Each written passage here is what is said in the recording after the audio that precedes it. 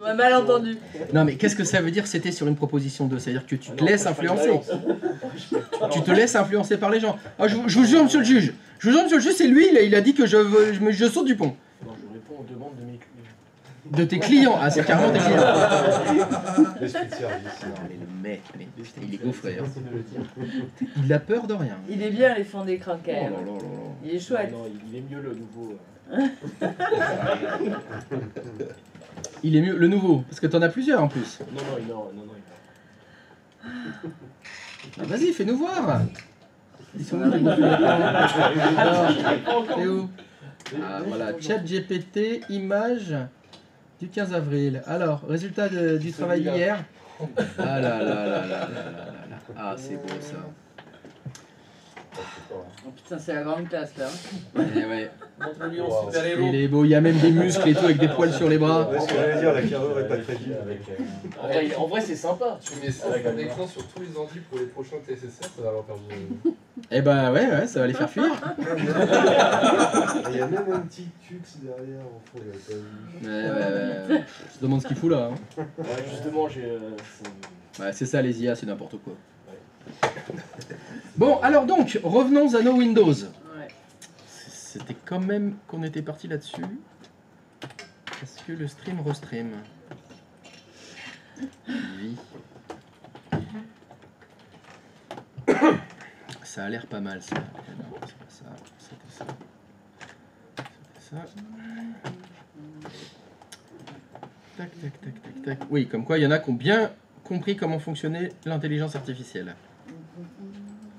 C'est bien. Je vous ai dit de toute façon qu'il fallait le faire tous les jours. Hop. Alors, donc, ce qui sera important... qu'est-ce que je voulais vous dire? Ah oui, si. Je voulais vous dire que...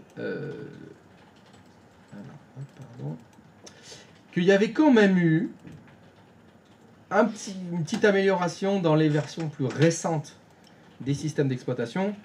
Parce que je vous ai dit que il n'y avait rien de nouveau depuis Windows 2000 Pro. Bon, si. On va dire que c'est apparu avec... bon, allez, c'est Windows 7, on va dire.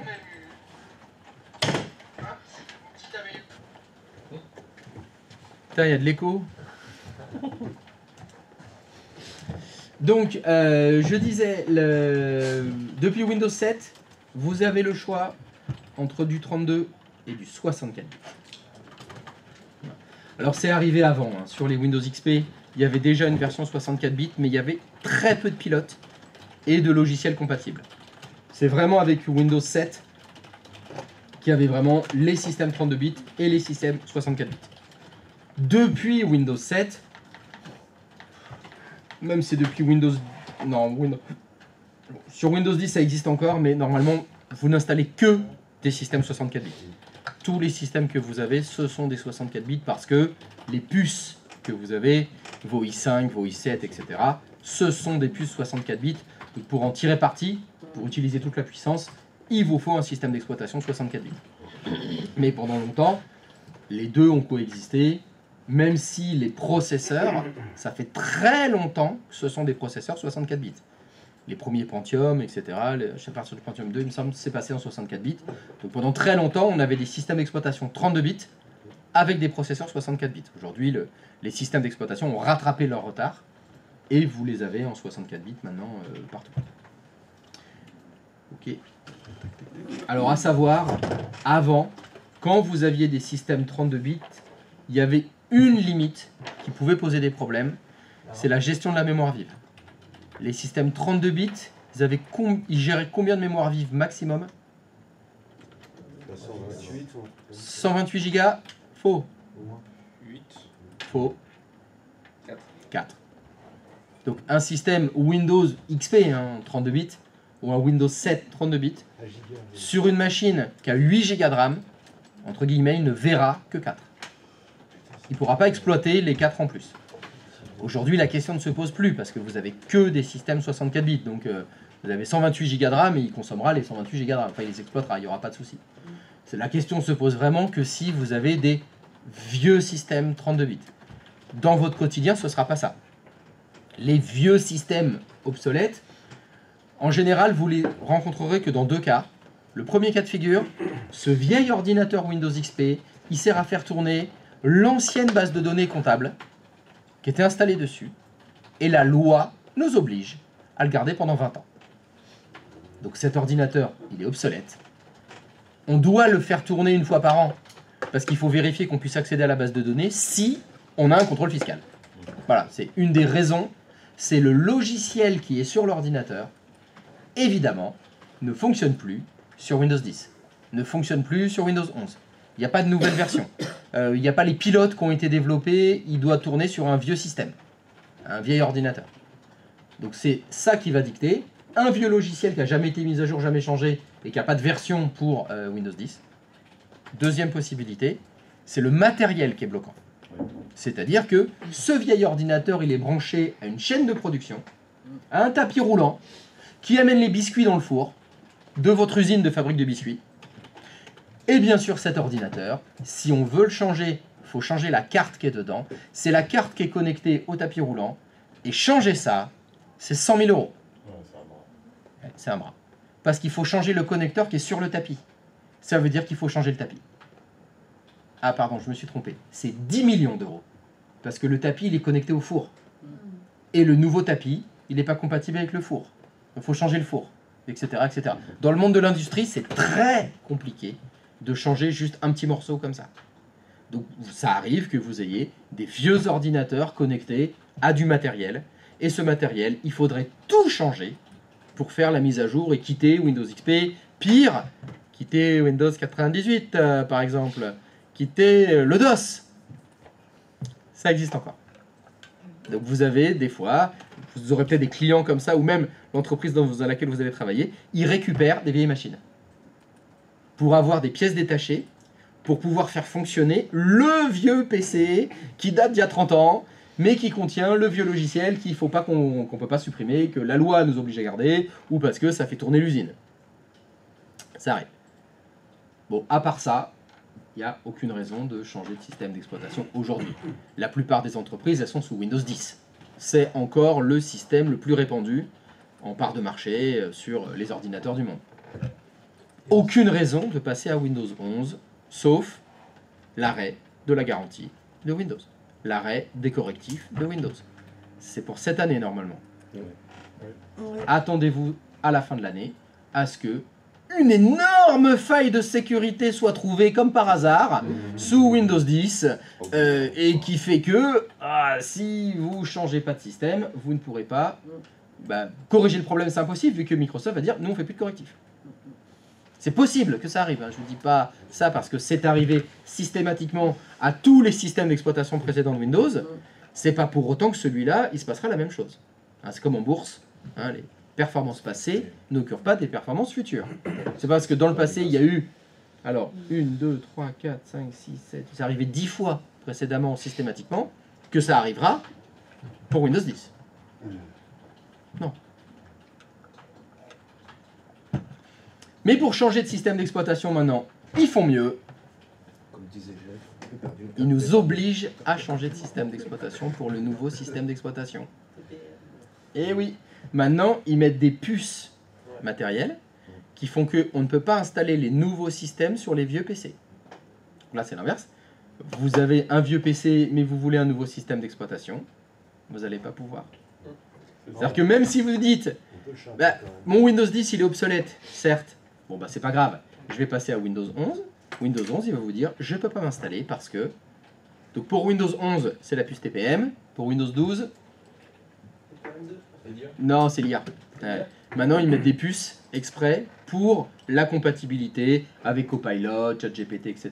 pour que votre ordinateur puisse faire les calculs un petit peu chez lui, sans forcément passer par les serveurs des fournisseurs d'IA. Demain, vous achèterez des ordinateurs compatibles IA, et c'est ce qu'il vous faudra pour Windows 12. J'ai entendu dire pour Windows 12, je ne sais pas si c'est confirmé, mais est-ce qu'ils vont le faire par abonnement? J'ai pas vu de confirmation. Ouais. Ça pourrait très bien être ça maintenant. Est-ce qu'ils veulent... Ah l'abonnement, au niveau commercial, ouais, c'est le meilleur.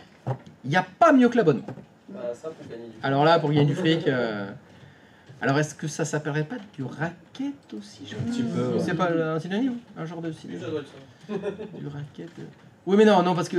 Ah, si, avec le racket, tu as la protection. Donc, ça, tu payes un service. Mais c'est la mafia.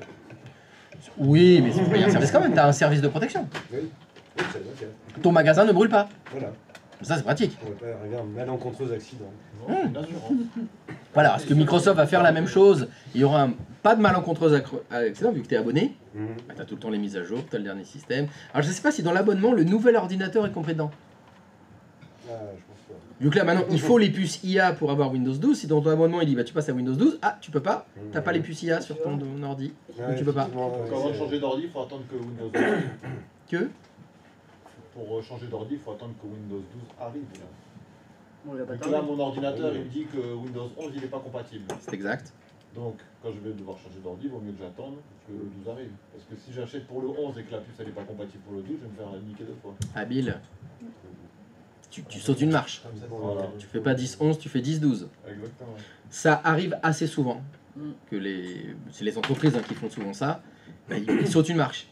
Ils gardent leur système d'exploitation jusqu'au maximum qu'ils peuvent le garder. Et puis ils prennent le tout dernier. Comme ça, lui, c'est pareil, il aura une durée de vie plus longue que s'il prenait Windows 11 aujourd'hui, par exemple. Qui a déjà plusieurs années de vie derrière lui. Et oui, on est dans la mouise. Bah, faut des ordinateurs récents. C'est quoi ces gens aussi qui gardent leur PC 5-6 ans C'est vrai quoi, merde. Merde. Apple, ils ont tout compris. On est obligé de changer. Dès qu'on veut changer un truc, il faut changer la machine. Puis si tu attends 2 mises à jour de iOS, ça marche plus. Donc, C'est trop lourd. c'est trop lourd. C'est ça. Puis comme tous les composants sont soudés, Ouais. t'es obligé de le C'est changer. clair. Ah, Même si tu changes, il faut le logiciel. des génies. Des C'est génies. de la carte mère. Après, si C'est des génies. Non, tu Ouais, peux faut même pas que parce tu- qu'en fait, même les composants, les puces sont mariés à la carte mère. Elles Aucun ont moyen un de- ID spécial. Ouais. Dès que tu C'est changes programmé. Le matériel Apple, il faut changer le matériel en entier. Ouais, c'est Tout le ça, temps. c'est- Évolutivité, il faut, zéro. Il faut zéro. payer un codage et tout bordel. Aucune évolutivité sur le matos Apple. En fait, iOS, il n'y a pas de vrai. Il n'y a que les spécialistes Apple Oui. qui arrivent à le faire. Alors moi, je ne vois que des moins-values Ils ont le truc pour, par rapport à Windows.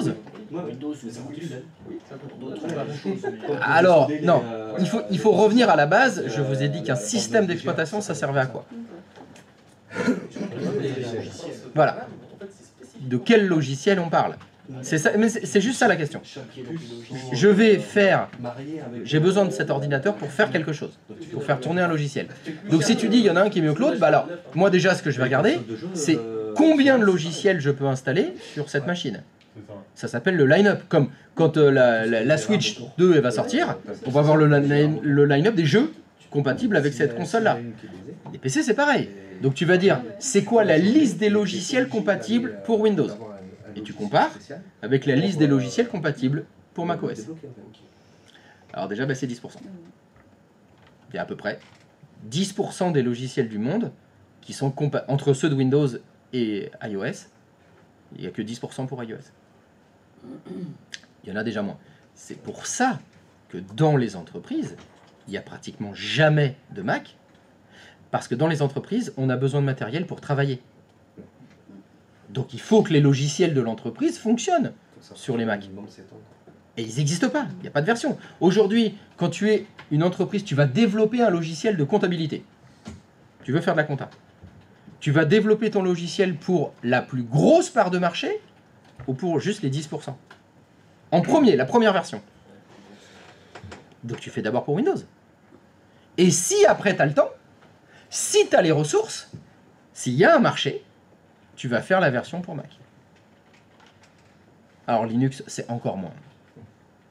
Il y a encore moins de logiciels compatibles Linux que sur Mac. C'est que dalle. Hein. Linux, c'est une niche. C'est une niche. Dedans, il y a presque personne qui est sous Linux à part les développeurs, les hackers, et j'ai personne d'autre. Je connais aucune population qui travaille vraiment. Hein. Leur quotidien, c'est leur Mac. C'est leur Mac. Attends, c'est leur Linux. À part les développeurs. Je parle du monde pro. Hein. Je parle des professionnels, hein, les mecs, une entreprise, elle tourne sur un système d'exploitation. Mais moi j'ai déjà récupéré des ordi portables d'entreprise où ils avaient les deux OS en fait, le Linux et le Microsoft. Alors, est-ce qu'on peut poser la question pourquoi?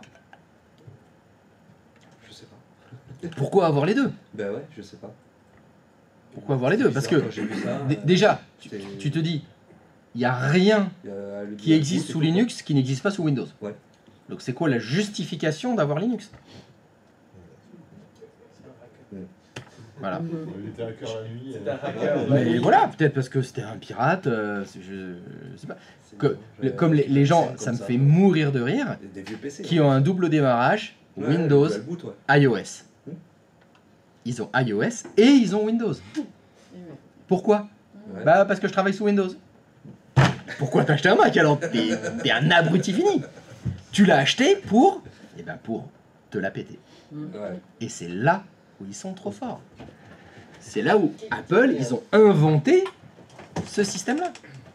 Après, c'est bien, l'interface c'est pas mal aussi pour les personnes qui n'ont pas l'habitude de l'informatique en général. Oui, bien sûr. Bah, mon père, C'est il pour est ça que d'accord les gens avec qui moi. connaissent pas grand-chose en informatique, ils s'achètent un Mac à 2000 €. Franchement, je suis pas d'accord avec Bah oui, non. Je remodifie dans parler d'un iPhone par exemple.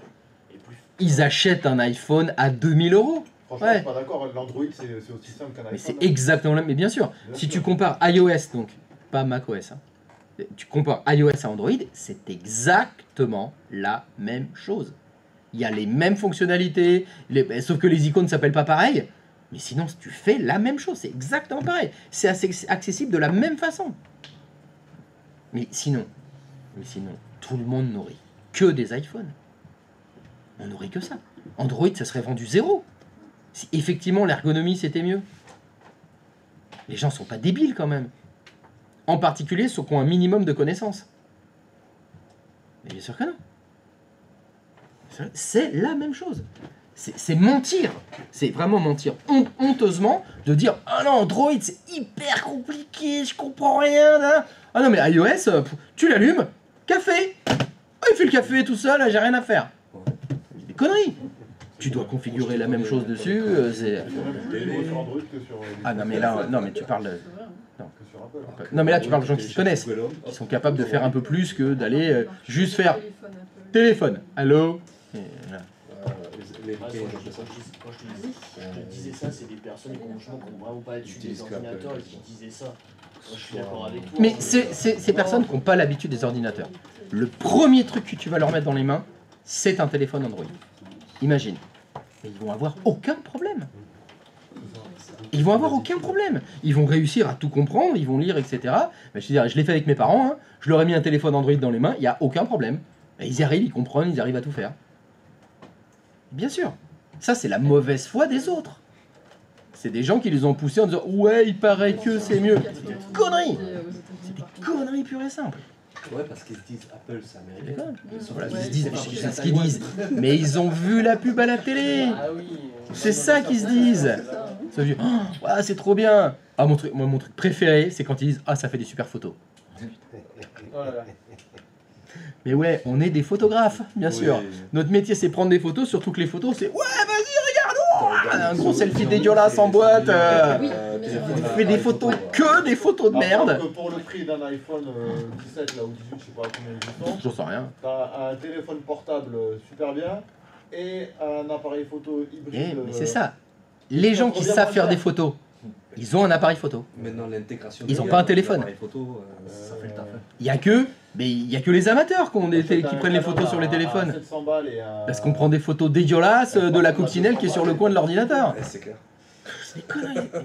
Et c'est toujours mieux. Alors tu vois, on est à l'iPhone, je sais pas, 31 là. Ça filme en 4K. Alors que depuis le premier, non mais l'iPhone 2, il fait des meilleures photos.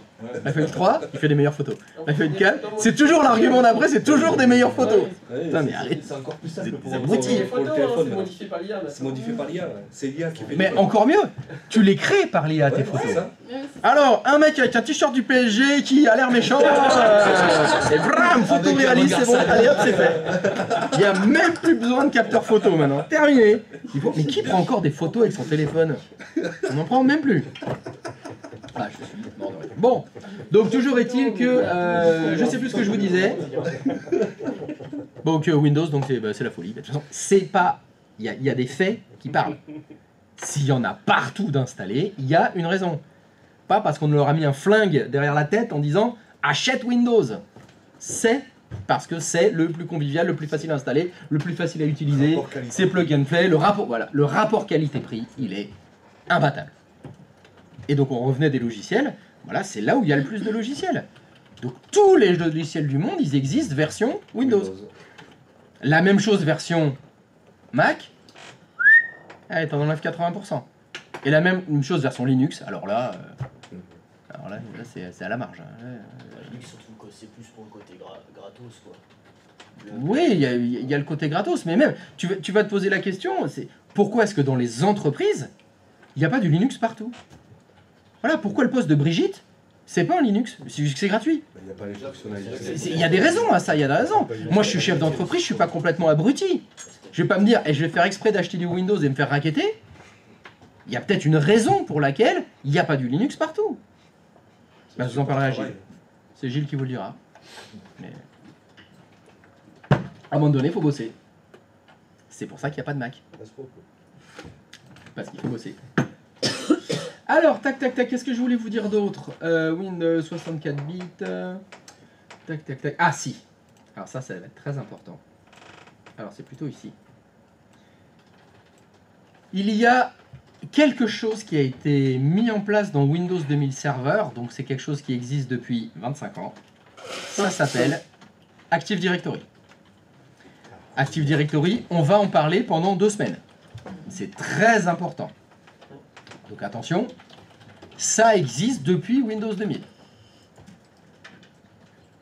Donc ça fait fort longtemps que ça existe, et il y en a partout. Dans toutes les boîtes, pratiquement, il y a de l'Active Directory. Je vous ai dit qu'il y avait des différences entre les versions familiales et les versions professionnelles. Et donc, ils avaient pris la version professionnelle et qu'ils avaient enlevé quelques fonctionnalités, très peu, hein, très peu. Et bien, la fonctionnalité principale qu'ils ont enlevée, c'est, on va dire, la compatibilité avec Active Directory. Le vrai terme, c'est l'intégration dans les domaines. Vous pouvez l'intégrer dans des domaines si vous avez une version pro. Donc, le couple Active Directory, système d'exploitation, c'est avec les versions pro. Dans toutes les entreprises, c'est pour ça que vous avez du XP Pro, du Vista Pro, du Windows 10 Pro, du Windows 11 Pro, à cause du lien, l'intégration dans les domaines Active Directory, qu'on ne peut pas faire avec les versions familiales. Tout ça, ça vient du fait que je vous avais dit qu'il y avait des entreprises qui avaient mis du Windows 95 dans leurs entreprises. Maintenant, comme il y a de l'Active Directory partout, si vous voulez en tirer parti, il vous faut des versions pro. Il vous faut les versions 1000 balles. Donc c'est tout à fait normal qu'à la maison, il y ait les versions familiales, et dans les entreprises, vous avez au minimum les versions pro. Même pour le poste client. C'est quoi ce que tu appelles le poste client? C'est-à-dire la version serveur pour les serveurs pour gérer l'AD, les serveurs. Ouais. Et sur les postes de travail, justement de Brigitte, de Brigitte. Michu, il lui faut aussi un pro pour avoir l'Active Directory. C'est pas pour l'avoir, c'est pour utiliser Active Directory, si tu veux. Pour être intégré dans le domaine, pour qu'il y ait le lien entre les deux. D'accord, ok. Oui, il faut une version pro. D'accord. Ce qui est des fois des problématiques chez des clients, vous allez devoir intervenir en vous disant mais on comprend pas, ça marche pas avec Active Directory, et vous regardez le PC de Brigitte, c'est un Windows 11 familial. D'accord, ok. Et vous dites, vous l'avez acheté où ce truc-là? Ah bah je suis allé à la Fnac, l'acheter, c'est pas compatible avec mon réseau. Une promo. Eh ben non, c'est pas compatible avec votre réseau. Il vous faut la version pro. Okay. Vous auriez dû nous demander avant, monsieur. Voilà, ça c'est le grand classique. Ou le directeur, qui allait lui-même acheter son matos parce que celui qui est fourni par l'entreprise, oui, c'est de la merde, moi je veux un truc mieux. Ben, le directeur, il y va, il se paye son truc, il revient avec, il vous dit maintenant il faut l'intégrer dans le réseau, et regardez, ah, c'est une version home, on peut pas. C'est impossible. C'est pas qu'on veut pas, hein. C'est pas possible. C'est pas possible, c'est pas fait pour. Ah bah c'est prévu pour ne pas s'intégrer dans les domaines, donc tu l'as dans le FIAC, turlututu, chapeau pointu. Donc ça, c'est la différence principale. Il y en a quelques autres qui sont un petit peu exotiques. Très bien. Alors, ce qu'on va faire maintenant, c'est qu'on va, on va l'installer, notre Windows. On va se faire un petit install. Allez. Alors, qu'est-ce que j'ai? Oh, mais j'ai plein de merdier là-dedans. Ah oui, vous me déglinguez toutes les VM, hein? Ouais. Oh là, je sais pas tout ce que c'est que ces trucs là. Ah, bah oui, nos devoirs. Je sais pas ce que c'était ça là. Mais ça date ça. Pas Putain, si longtemps que ça. Hein. ça date d'il y a hyper longtemps ça. Ça, Ah non, non, c'est mais ça part. C'est l'école, hein. Il y a pas la date dessus. Qu'est-ce que je suis en train de faire? Je suis en train de faire n'importe Bon, allez, serveur. Shutdown. quoi. Allez hop. Tac. Allez zou. Au revoir, petit routeur. Mais oui, mais. Bonne route. Amuse-toi bien. Au revoir. Adieu petit Serveur ange parti DNS. trop tôt. Un petit dernier pour la route. puis, Allez. Ouais, on va refaire. On va refaire. Alors, on va refaire, mais on va pas partir des modèles. On va pas partir? On va pas partir des modèles. D'accord. Hein, on va faire une installation de Windows Tout à fait banal. en bootant sur l'ISO. D'accord. Ok. Depuis Le début. Windows combien? Le 11? Bon, on commence par Windows 10. Non, on commence par Windows 10. Donc je vais me faire un nouvel ordinateur virtuel. Putain. On va travailler dur dessus. Hein. Eh oui. Je vous avais dit de pas vous attacher. Donc, on boot directement. Qu'est-ce que tu m'embêtes? Comme ça, Donc, on génération s'attache à 1, son stuff. 2048, mémoire dynamique. On va pas la connecter au réseau pour le moment, on verra ça plus tard. Donc là, on refait ce qu'on a fait le premier jour de cours. Hein. C'est ça. Caramel. C'était ce qu'on avait fait au début. Hein. Et Windows client, vous me prenez Windows 10. Bah moi j'ai rien de. Caramel, c'est le nom au chat. Quoi? Caramel? Ouais. Il veut l'appeler caramel. T'as dit combien? 2048? On est bien d'accord, serveur? Windows. Bah, on est d'accord, non, non, pas non, serveur, non, non, Windows non. 10. Non, non, mais la Et création. mémoire dynamique? Oui? Non, c'est que j'étais pas là. T'étais pas là? Bon, allez, je recommence. Allez, je recommence à 0. Regarde.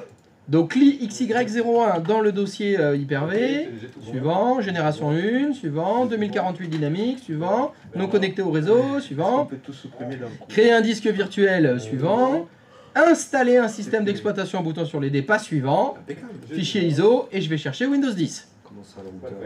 Perfecto? Et ben si c'est suivanto et terminato. Et Terminator. Está muy bonito? Si, exactement. Disons, Ça vous embête d'ouvrir la fenêtre un peu plus grand, s'il vous plaît? Merci. T'as chaud? J'ai envie de vomir. Ça m'a- Ah non mais on va mettre la clim, hein. De toute façon ça suffit plus à la fenêtre. Ah, la chaleur, là, c'est lourd. Ah mais c'est bon, on est en juillet, on peut mettre la clim. Ouais, ouais. Parce que sinon là tu déshabilles, bientôt il reste plus rien. hein. Non, non, j'irai pas jusqu'à là, ne t'inquiète pas. Je voudrais pas que tu vomisses. Voilà. Il ressemble exactement à lui. Donc petit rappel, quand vous créez vos VM, hop, un petit tour dans les paramètres, tac tac tac, 4 cœurs, et on n'oublie pas de désactiver les points d'occupation automatiques à tes souhaits. Et une fois que c'est fait, je vais y arriver, on peut démarrer la VM. Et ça va booter sur l'installation automatique de Windows 10. Oui. Quand tu auras fini, tu vas pouvoir regarder. J'ai un souci avec la DMS quand j'ai fait l'exercice 3 qui nous a demandé. 2056. Tu demandes aux autres de te dépanner, moi je suis pas là. 2048. Donc ceci avec quoi? Je sais pas pourquoi je dis ça. C'est fini, hein. J'ai fait l'exercice Parce que 3, c'est les routeurs, quand c'est j'ai voulu 250. mettre la dernière On l'a pas adresse, mis il m'a de un connexion, on l'a pas mis, hein. en fait. Ah oui, c'est parce que c'est à cause du nom de domaine qui Nombre de cœurs de- WC. Voilà, exactement. On avait discuté avec. On avait le point de contrôle. Ah, j'ai eu le même souci. Source, Ouais, on a ou dit non, Windows 10. Ouais. Pourquoi tu demandes pas aux autres? Ouais, c'est vrai. T'es d'un égoïsme, toi. C'est toi d'abord et les autres après. C'est comme ça. Savoir-être. Savoir-être. Voilà, partage.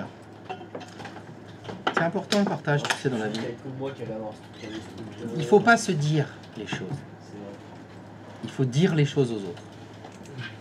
Faut pas les La subir. communication. Communication. Dis-toi qu'il y en a peut-être un ou deux qui ont eu le même problème que toi. C'est sérieux?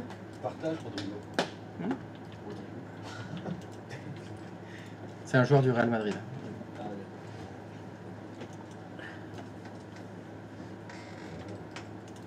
Alors, est-ce que cette install est-elle lancée? Attaque. Attaque. Ouais, Installation en cours. on est bon. Alors, je vais choisir la langue. On prend le portugais, hein, bien sûr. Et je fais suivre. Alors, avant que vous ne cliquiez sur le bouton installer maintenant, ce qu'on va bientôt faire. C'est trop tard. Pas très grave. J'ai lancé. Ah oui, je sais, il y en a, ils sont ta au taquet. Hein, là, c'est ouf. Faudrait pas attendre que le mec vous montre des trucs. Vaut mieux à la fond. Alors, vous avez le bouton installer maintenant, mais pas que. Réparer leur Ici, il y a un truc qui s'appelle réparer l'ordinateur, qui vous permettra d'accéder à des options de réparation, hein, comme son nom l'indique. Donc, ce sera utile quand on voudra réparer Windows. C'est l'option Alors, de récupération. il faut d'abord qu'on installe Windows pour pouvoir le réparer.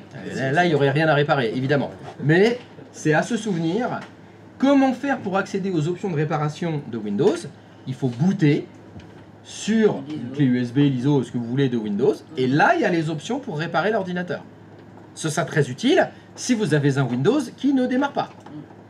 On verra plus tard les options de réparation. Mais une fois n'est pas coutume, dans le futur, je vous demanderai de vous souvenir du passé. Et le passé dans le futur dont je vous demanderai de vous souvenir, c'est maintenant. C'est good? C'est good? Donc je fais installer maintenant. C'est quoi les points de contrôle automatiques? C'est un point de contrôle qui se crée automatiquement à chaque fois que tu démarres la machine, donc ça en crée plein. Et ça, c'est un problème. Activer Windows, non, je n'ai pas de clé de produit, ça, on ne fera pas. Donc on retrouve la version famille dont on a parlé, qui est celle qu'il ne faut pas utiliser parce que sinon on ne pourra pas l'intégrer dans les domaines Active Directory et ça va nous poser des gros problèmes pour la suite. Donc non, je ne prends pas la version familiale, je prends la version professionnelle, qu'elle est là. Souhait. Merci. Je prends Windows 10 Pro et je fais suivre. J'accepte le terme de la licence Windows ne trouve et pas. je fais Qu'est-ce que suivre. tu me dis là? Alors, Qu'est-ce vous que- avez là la possibilité de soit mettre un niveau en Windows existant, typiquement vous aviez un Windows 7 ou un Windows 8, vous voulez le mettre à niveau vers Windows 10, nous on n'a rien, donc ce sera forcément personnalisé. Je veux installer Windows uniquement. Vous ne faites pas suivant. Je peux te couper 2 heures. Je sais pas. Topinambour. Ah, Topinambour, oui j'écoute. Excuse. Je fais installer. Alors attends, le message, je viens de le resupprimer. Ça fait 2 fois. Je fais donc. Alors, Je n'ai pas de clé. j'arrive. On est Windows bien 10 d'accord, Pro. je fais Windows Pro. Qu'est-ce que j'ai pas fait? J'ai pas fait un truc. Non. Je sais pas. Alors, Windows ne trouve pas le contrat de licence. Vérifiez que les sources d'installation sont valides, puis relancer l'installation. Ok. Alors, éteins ta VM. Tu fais carré noir. Éteindre. Attends. Fais démarrer maintenant. Des fois, il a des soucis dans l'ISO. Il n'arrive pas à bien le lire. Alors, si ça se... Il faut la refaire complètement. Non, tu redémarres l'installation. Oui, tu remets enfin. Non. J'allais dire peut-être une connerie. Alors, J'attends que vous ayez fini. Ça s'appelle la politesse. Quand les gens parlent, on les interrompt pas. On n'a peut-être pas été élevé au même endroit. Alors, si ça se reproduit, ça veut dire qu'il y a un problème dans le fichier ISO. Donc il faut le retélécharger depuis le NAS. Je sais pas ce qui a pu se passer. Il s'est dégradé. Non, parce que jusqu'à là il fonctionnait correctement. Mais non, parce que Windows 10, tu t'en es servi qu'une fois normalement. On a refait d'autres bécanes derrière. Avec l'ISO? Avec Non. l'ISO Windows 10, si. Non, c'était avec les modèles. Ah oui, non. Oui, il y avait les modèles, pardon. Eh ben oui, mais c'est pas la même chose, c'est pas l'ISO. Non. Oui, mais non. Ah, On est bon. ça a l'air mieux. Ouais. Il l'a Ça y trouvé est. cette fois. Allez, On est- tu fais personnaliser. Tu as ISO corrompu, mais... Non, non, tu fais pas suivant. J'ai rien parce que fait. Non, mais arrête, mais je vois que t'as la souris sur suivant. J'ai pas touché. Oh là là là là là là là là, il me prend pour un jambon. C'est ouf quoi.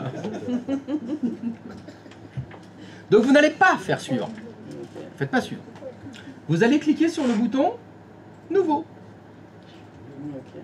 Et vous allez choisir de créer une partition de 60 000 mégas. Ça veut dire, et vous cliquez sur appliquer, vous n'allez pas prendre les 127 gigas. On va juste prendre un morceau. Et je fais appliquer. et vous avez une petite boîte de dialogue qui Ouais. s'affiche, que l'on va bien évidemment Lire. lire, qui nous dit: pour vérifier que toutes les fonctionnalités fonctionnent correctement, Windows peut créer des partitions supplémentaires pour les fichiers système. Pardon. Alors, elle m'a toujours beaucoup fait rire cette boîte de dialogue parce que est-ce que vous comprenez ce que ça veut dire Windows peut créer? Ça veut dire qu'il va le faire ou il va pas le faire? Non, c'est pas. C'est quantique. C'est peut-être oui, peut-être non, peut-être les deux à la fois. Windows de choisir. C'est lui qui choisit. Mais alors, il se trouve que ça fait à peu près 5 millions de fois que je fais cette action. Et à chaque fois que je réponds OK, eh ben, il a créé une partition. En plus. Logiquement, vous Il y en a devriez trois, avoir... ouais. Non, il n'y en a pas trois. Il y en a deux. Il y en a deux. Partitions et un espace à moi. Vous lui avez demandé de créer une partition de 60 Go et il l'a créé. Mais en plus, il a créé une petite partition de 50 mégas. Pourquoi est-ce qu'il a fait cette partition de 50 mégas? Bah, c'était écrit dans la boîte de dialogue. Elle disait quoi, la boîte de dialogue? Qu'il y a des partitions système. Pour Pour des fichiers système. Alors, mais ça, c'est à la fin, là. Ça, c'est la fin. Le début, ça disait quoi? On peut créer une partition supplémentaire. Mais encore au début, c'était la première ligne. Alors, je sais pas si je vous l'ai dit, je vais le redire, c'est pas grave. La lecture. Non, non, j'en suis même pas là. Et je vous ai dit quoi faire quand il y avait des boîtes de dialogue. Lire les boîtes de dialogue. Ouais, Oui. le lire. Et peut-être un truc pratique pour la relire quand on veut. Capture d'écran. Capture d'écran, merci. J'espère qu'au moins une personne parmi vous a fait la capture d'écran pour la mettre dans ses notes. Je vais bien me faire des captures d'écran. Ah, personne. Là, c'est zéro. zéro absolu. On en est là. C'est dommage. Ben, qu'est-ce que disait? Elle disait, pour que les fonctionnalités fonctionnent de Windows, il va peut-être créer des partitions supplémentaires pour stocker des fichiers système. Donc la question qu'il va falloir se poser, c'est quelle est la fonctionnalité Windows dont il a besoin pour cette partition de 50 mégas? S'il l'a fait, c'est pour anticiper quelque chose. C'est pour anticiper le fait que peut-être que dans Windows, vous allez faire quelque chose dans Windows, et ce quelque chose, cette fonctionnalité a besoin de cette petite partition de 50 mégas. Et cette fonctionnalité, elle s'appelle BitLocker. Est-ce que vous avez déjà entendu parler de BitLocker? Oui, ça, je sais. C'est le chiffrement du disque. C'est un système de sécurité, BitLocker, qui vous permet... Cet ordinateur est un ordinateur portable. Imaginez qu'un voleur me le vole. Il a volé cet ordinateur portable. Bien sûr, il n'a pas mon mot de passe, donc il ne peut pas accéder aux données. C'est pas grave. Il enlève le disque dur de l'ordinateur portable, il met ce disque dur sur une autre machine, ben là, il accède à tout le contenu du disque dur. Pour éviter ça, Microsoft a intégré un système de chiffrement dans Windows et dans Windows professionnel. C'est une des différences avec la version familiale. Dans la version familiale, il n'y a pas BitLocker. Dans la version Pro, il y a BitLocker. Et grâce à BitLocker, vous pourriez décider, ma partition, dans mon exemple, là, c'est la partition de 60 Go, je pourrais, si je veux, la chiffrer. Si elle est chiffrée, ça veut dire que si mon méchant voleur enlève le disque dur de mon ordinateur portable, le met sur un autre ordinateur, le contenu de la partition, il est chiffré. Inaccessible. Il ne peut pas accéder aux data. Bon, c'est pour la sécurité, bien sûr, que ça a été implémenté, ça. Mais, BitLocker, pour fonctionner, il a besoin d'une petite partition dans laquelle il stocke, si vous voulez, l'exécutable. Parce que si BitLocker, il était dans la partition chiffrée, et comment il peut se lancer lui-même? Voilà. C'est comme si vous me disiez, ben, j'ai une boîte qui s'ouvre avec une clé, et la clé, je la mets dans la boîte. Et comment vous faites pour ouvrir? La clé, elle est à l'intérieur. C'est exactement le même système. Donc, pour anticiper le fait que, éventuellement, vous voudriez activer BitLocker, quand vous créez comme ça une nouvelle partition, Windows rajoute cette petite partition de 50 mégas, comme ça, le jour où vous voudrez l'activer, ce sera prêt. Il y aura déjà ce qu'il faut au niveau des partitions. Il faut savoir que ce n'était pas le cas avant. Dans les versions comme Windows 7, Windows XP, même s'il y avait BitLocker, vous demandiez une partition, il faisait une partition. Et quand vous vouliez activer BitLocker, ça vous disait « Ah, bah c'est pas possible, j'ai pas mon petit morceau pour me mettre moi. » C'est dommage. Donc maintenant, c'est ça. Ça veut donc dire que sur enfin toutes les versions de Windows, vous aurez ce petit morceau. Toujours. Au début du disque, il y a une petite partition qui est réservée, qui est là au cas où un jour, vous voudriez activer BitLocker.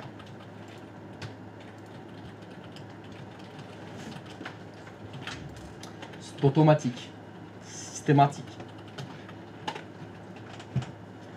Et donc si vous avez fait comme moi, que vous avez créé une petite partition, bah, vous allez voir que si vous sélectionnez la partition qui ne fait que 50 mégas, vous voyez le petit point d'exclamation en bas?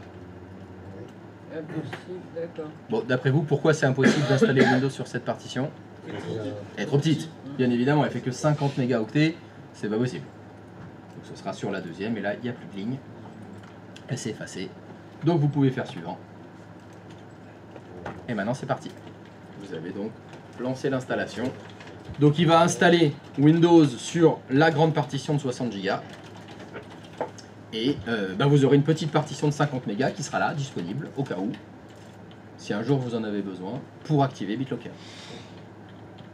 On en parle de plus en plus à ce que BitLocker soit préactivé sur toutes les machines. C'est préinstallé sur Windows.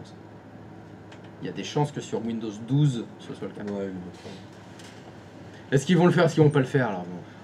Tu vas sur la partition 1? Sur la première c'est la partition non allouée. C'est sur le... Non. Quand t'as Non, cliqué... non. Non. Partition principale. C'était sur le premier quand Non. t'as cliqué pour faire Non, suivant. alors, stop, temps mort. Question. D'accord? Je ne vois pas encore ton écran, donc je ne sais pas de quoi tu es en train de parler. Parce que je ne lis toujours pas les pensées. Je te parle de la Donc, partition... alors, patient, j'arrive. Je vais regarder ton écran. Mhm. Ça, je pourrais répondre à ta question précisément. Plutôt que de dire, c'est la partition de quoi, la 2, la 0, la 1, de quoi tu... Alors, t'es où? Poste 14. Poste 14, ben, je suis chez toi là. Oui. Ben, c'est quoi ta question? La question était, t'as cliqué, avant de cliquer sur suivant, t'étais sur la première partition de 50 MO ou t'étais sur la deuxième partition de 58 GO? J'étais sur la seule sur laquelle j'ai pu cliquer sur suivant. C'était la deuxième partition dans les... Parce que la première, on ne peut pas installer Windows dessus, Oui, elle est voilà, trop on est petite. bien d'accord. Donc, Elle est trop- je n'ai pas pu sélectionner la partition où c'était impossible de le faire. Ok. On est bien d'accord. Faire une action impossible, Ouais, j'ai pas ouais, réussi à le faire. Non, non. On est d'accord. Non, non, bah oui, effectivement, oui. Non, non, oui. Je suis d'accord avec toi. J'ai pas pu le faire parce que c'était impossible. Non, mais je vois ça. Ok. Merci.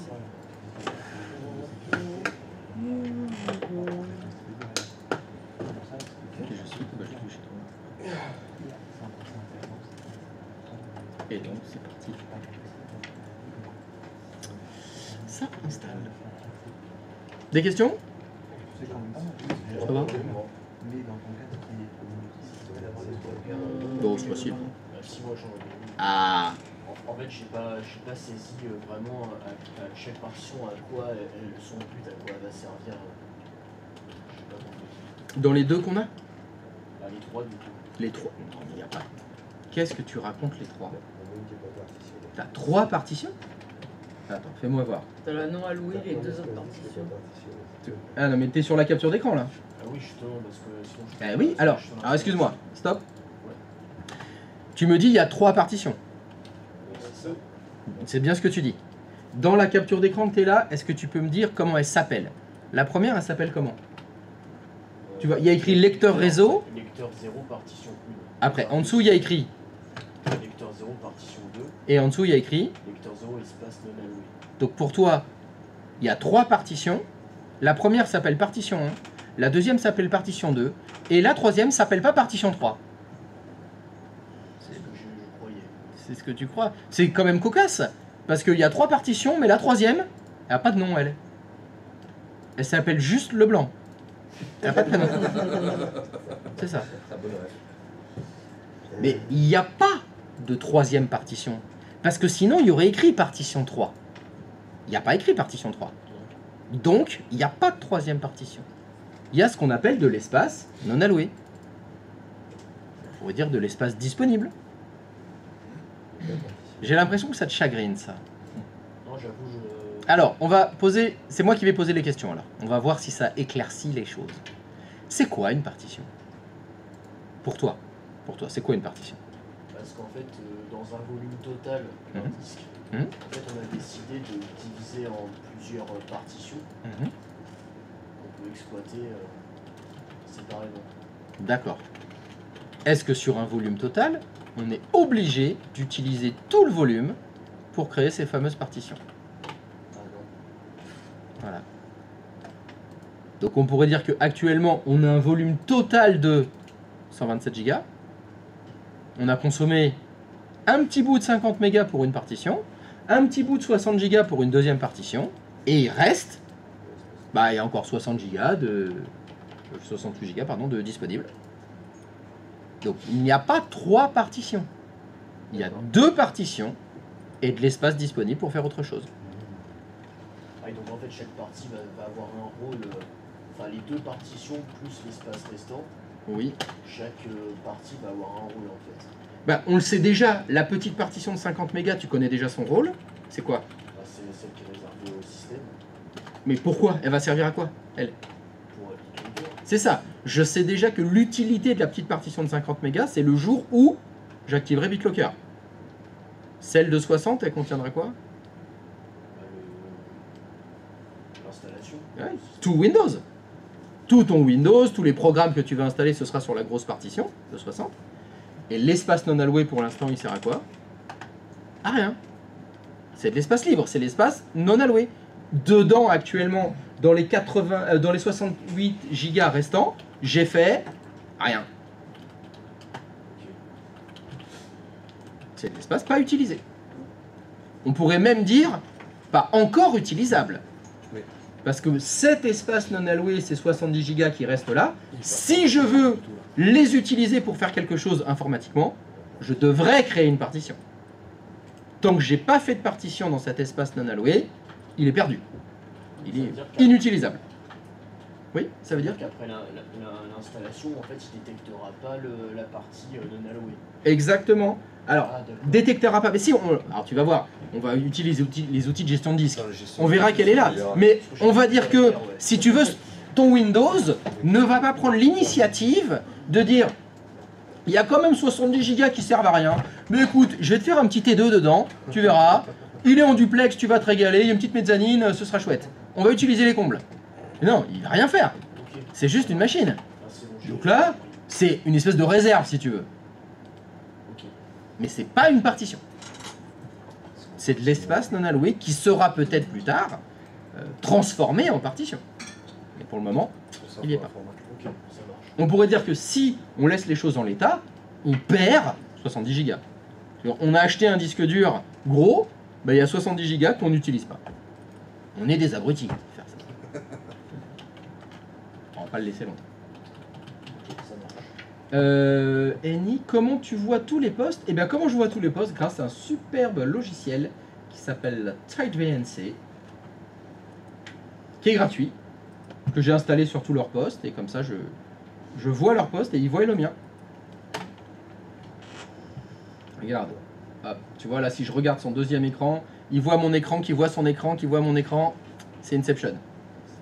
Là, on descend dans les limbes. Alors, commençons par la région. Allez, on est en France. Oui. Bon, ça, on les connaît bien toutes ces questions. France et français, oui. Souhaitez-vous un deuxième... Non, je veux pas de deuxième disposition du clavier. Je n'ai pas Internet. Non, je n'ai pas Internet. Oui, je continue avec l'installation limitée parce que je n'ai pas Internet. Et oui, on est en 2025 et on n'a pas Internet. C'est honteux. Ouais, attends là. C'est honteux. Comment ça C'est honteux. fait Donc, Anis, Tight VNC, ça s'appelle comme VNC, mais Tight, c'est étroit. Je crois que c'est ça. Non, attends, Ouais, là, c'est il y a- étroit, Là, hein, là, il y a je un crois, truc que j'ai pas compris là. Tight VNC, c'est pas fin. Parce que fin, c'est On connaît pas énorme. ça. Tant pis dans le Il est dos, pas Christophe, bon, tu peux venir sur mon PC s'il te plaît. Mais avec grand plaisir. Tu veux m'offrir un petit café ou un truc comme ça? Ouais, Qu'est-ce qui se passe? je reviens là-dessus. J'ai pas compris ce que j'ai pas fait là. Alors, moi Ouais, j'ai j'aime compris ça. ce que tu as fait. Ouais, Alors, non. dis-moi. Moi, j'attends que tu arrêtes de tousser, ça va? Mmh. C'est bon? Tu m'écoutes? Alors, j'ai une question à te poser, évidemment. Je ne vais pas répondre à la tienne sans te poser une autre question. Lorsque l'installation a fini les 100%, tu sais, il y a eu les pourcentages qui sont arrivés, il arrive jusqu'au bout, il a redémarré. Ouais, j'ai fait espace. Tu veux dire que... voilà. Ouais, là, c'était quoi le texte qu'il y avait avant? Le truc c'était le... Pressé nickel. Ouais, pour le CD-ROM. Ah, putain. Et voilà. Donc t'as pressé Nikkei et donc il a booté sur l'ISO. Et donc là, il te Parce que là, réaffiche pour les le- partitions qu'il y a. Mais il y en a Et une là, t'as plus, relancé là. l'install. T'as relancé l'installation de Windows. Mm. Alors je t'invite à soit la croix rouge, soit tu peux directement aller dans le menu Action et faire réinitialiser. Donc là, Je réinitialise. Bon, ça va aller plus vite. Dans le menu Action en haut à gauche. Ouais, En haut à sur la gauche. gauche. Réinitialiser. Voilà. Oui. Donc là, c'est reset. N'appuie pas sur une touche, s'il te plaît. Ouais. Non, j'ai vu. Oui, j'ai bien vu, appuyer sur une touche, t'appuies sur une touche, Ok, sans ok. réfléchir. Ouais, sans réfléchir. Alors là, j'ai Ah compris là, que ouais, ça, la réflexion, c'est compliqué. Hein. Ça, c'est un truc de miroir. Faut suivre. Alors, si, comme Karine, vous en êtes à cette étape-là et que vous avez réussi à redémarrer, et donc l'installation va se poursuivre, il serait peut-être judicieux d'éjecter l'ISO qui est dans le lecteur de DVD pour éviter malencontreusement de rappuyer sur une touche et de booter sur l'ISO, par exemple. Donc, ce que tu vas faire, est-ce que tu peux aller dans le menu Média, s'il te plaît? Lecteur de DVD, tu fais éjecter Windows 10, voilà, c'est comme Ok. ça. Et en fait, il retournera plus en boucle à chaque fois qu'on Ah le- bah vu qu'il n'y a plus d'ISO dans le lecteur de DVD, il y aura plus la ligne appuyée sur n'importe quelle touche pour booter sur le DVD. Ok. Donc tu ne pourras plus booter sur le DVD par mégarde. Allez français, allez, ben on y va. Let's French it up. Alors qui sera amené à utiliser ce PC? J'hésite. Je l'ai quand même fait, tu vois, c'est cool. Parce que je me dis, si je mets Ousmane, et que ça se passe pas bien ce soir, j'aurai Ousmane à chaque fois que je vais me connecter, ça me fera du mal. Mais à la fois, si ça se passe bien ce soir, je serais content d'avoir Ousmane tout le temps. Alors. Il n'y a pas de raison que ça se passe bien. Ou à Cornelia. Oh putain, bah si, alors des raisons que ça se passe mal. Moi, je peux te raconter de nombreuses soirées où c'est pas, il n'y a pas de raison que ça se passe mal. C'est que mathématiquement, c'est impossible que ça passe pas. Moi j'y crois. Et c'est pas passé. Donc, et 2 fois. Donc, si tu veux. Ah, je sais ce que je vais faire. C'est son cousin. C'est pas Ousmane. C'est Ousmane. C'est Ousmane. Non, ça va, c'est Ousmane. Ousmane. Tu peux mettre un L devant. Je peux Tu peux mettre un L devant. L'Ousmane. Louzman. L'Ousmane. Oui, bah non, je mets pas de L. Je mets Ousmane. Et mot de passe. Mot de passe. On s'en fout, il me passe. Et puis pour la sécurité, c'est important.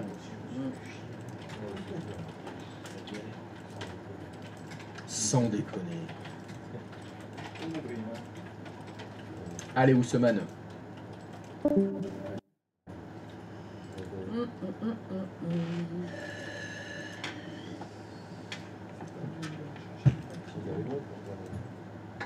Laissez... Ah, Cortana, elle a disparu, Cortana. Copilot maintenant.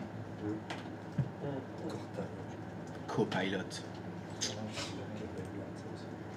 C'est très fort, Copilot. Pardon, copilote. Parle français. Excusez-moi. Copilot. Le chat, copilot. Chapt. Chapt. Chapt. Chapt. Tu craches à chaque fois que tu parles. Perplexity. Chat GPT.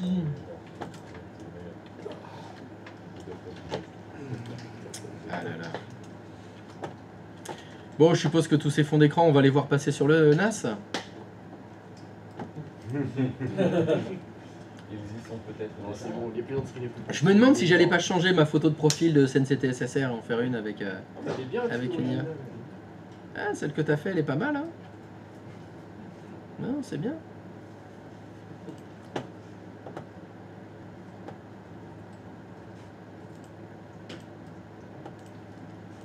Ça va, je vois que tu sais bien lui parler. T'aurais dû mettre une Alors, il y a des bugs quand même, ordinateur.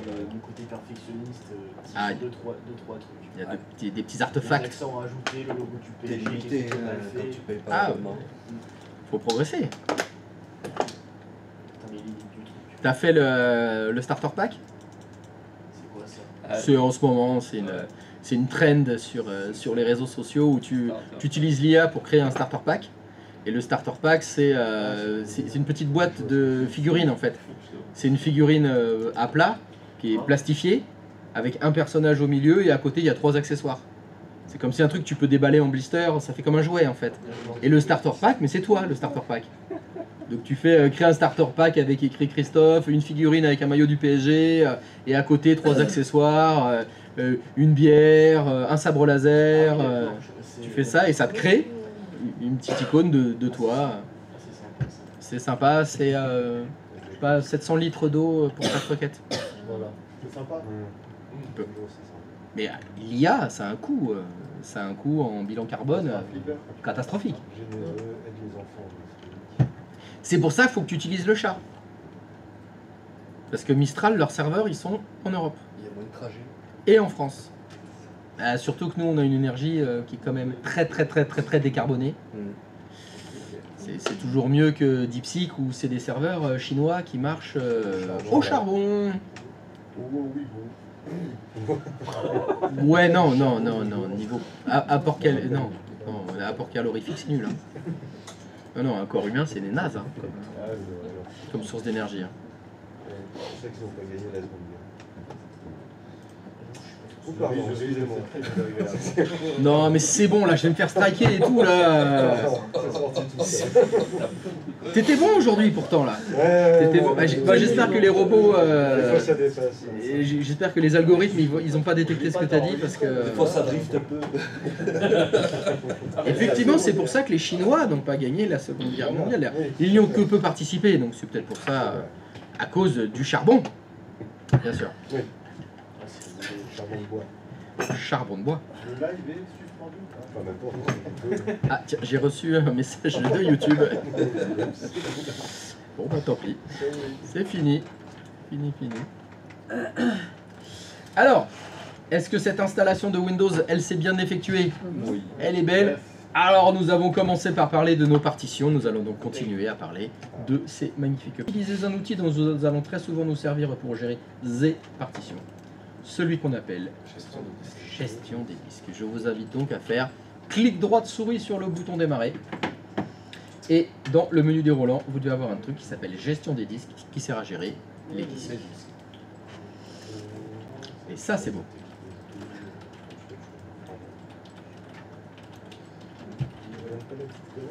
Peut-être plus tard. Et normalement, vous devez retrouver votre disque de 127 Go qu'on a créé tout à l'heure, dans lequel vous retrouvez vos 2 partitions. Saint-Merly Popiette. Vous envoyez 2 des partitions.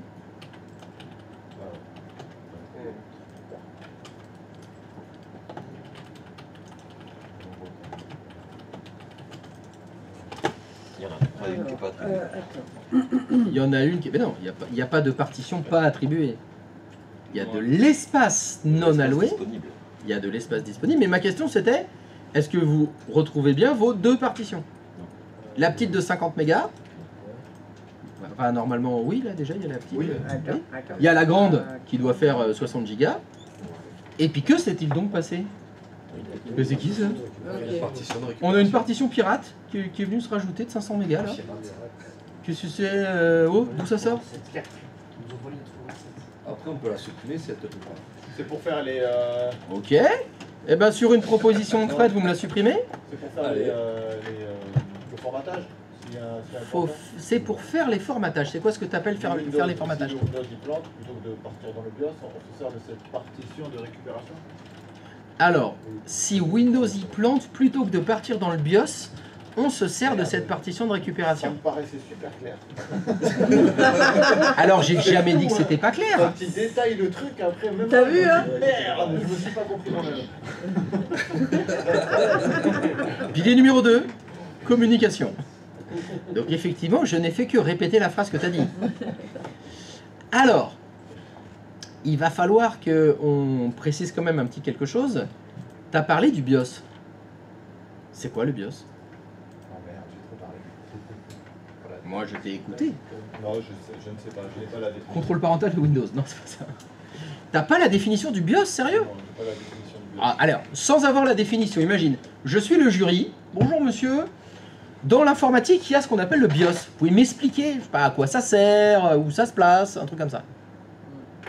T'as bien une idée quand même de quelque chose? Rien? Non, franchement, rien. Non mais tu m'as dit, si Windows y plante, faut aller dans le BIOS. Ouais, Non mais moi je veux savoir qu'est-ce qu'il y a dans ta tête. Dans ma tête. Ouais, c'est ça qui m'intéresse. C'est bon bordel. Je veux aller creuser. Me dis pas, c'est la couche d'après qu'il faut mettre avant. Parce que ça, on l'a déjà fait. La couche d'après qu'il faut mettre avant, et on prend vraiment pour un con. Hein. Dans la couche 2. À partir de la couche 2. Bon, hey, t'as droit au coup de fil d'un ami. Ouais, non, franchement. je T'appelles sais qui? pas, je sais C'est pas grave, on est là pour apprendre. S'il vous plaît, un ami. Est-ce qu'il y a un ami qui veut bien lever la main, qui serait volontaire Ouais. pour répondre à sa place? C'est quoi le BIOS? Ah, t'as un ami derrière toi? Ah bah il avait levé la main avant. Je sais pas la définition exacte, mais je dirais que ce serait la racine du cerveau de l'ordinateur. La racine du cerveau de l'ordinateur. Voilà, j'ai du mal à comprendre ce que tu veux dire comme idée. Eh oh, t'as passé la main toi. Je t'ai demandé ce qu'il y avait dans ta tête, t'as dit rien, c'est le bordel, tu veux pas répondre. Tu veux pas répondre, Non, tu réponds pas. Ça s'appelle la politesse, le respect. Il y a un autre ami qui était prêt à s'engager à ta place, il s'engage à ta place. Je t'écoute.